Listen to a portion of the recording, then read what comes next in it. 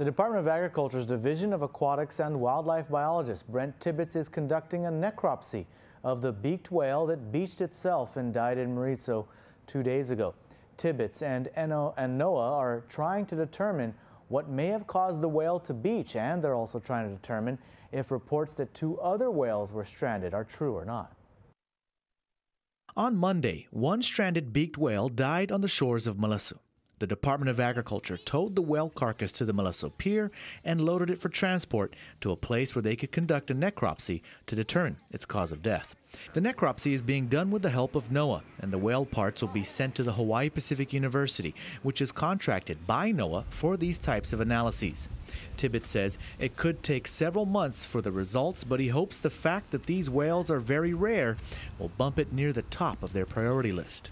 Beaked whales in general are shy, don't come close to shore, dive deep, so they're not often encountered by people in boats or people in the water at all. So how did this whale that has been found to dive as deep as 10,000 feet in the open ocean end up on Guam shores? It's really, there's a variety of reasons. Whales that come up in groups, it's not always known. Sometimes you see mass strandings of hundreds of whales in places, and a lot of times nobody really knows.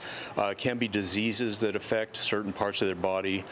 There are some whales that seem to be affected by things like sonar in the water. There seems to be a link between sonar use and some whales stranding. I don't know, I don't know how solid the proof is, but it seems to be pretty strong. Circumstantial evidence anyway, but again, for this one we have to completely wait and see. Just right now it would be total guesses what the cause was.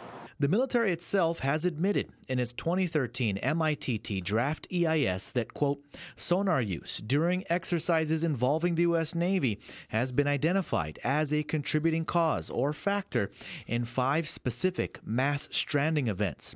The report further states that, quote, these 5 mass stranding events resulted in about 40 known stranding deaths among cetaceans, consisting mostly of beaked whales, with a potential causal link to sonar. And Tibbetts says 2 other Cuvier beaked whales have washed up on Guam shores in the past 10 years.